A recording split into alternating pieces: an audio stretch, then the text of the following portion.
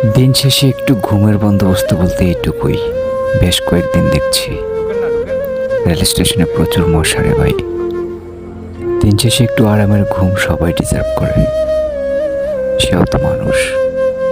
অথচ পাশেই রাজবাড়ি মাঠে দেখেছি একদিনই প্রোগ্রামের জন্য জমকালো প্যান্ডেল আর লাইটিং করে লক্ষ লক্ষ টাকা খরচ করতে, আর এদিকে এই মানুষগুলো অনাহারি আর অমানবিক কষ্টে এক একটা প্রহর কাটায়।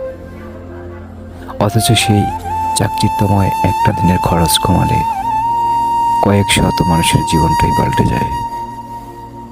মূর্খের দেশে কিসের বিশ্ববিদ্যালয়? আজ রবীন্দ্রনাথের প্রতি কোনো অভিযোগ নেই। আপনারা এত এত টাকা ও সহ্য কবরে নিয়ে যেতে পারবেন না ভাই। কাফনের তো পকেট নেই, ফেরেশতারা ঘুষ নেয় না।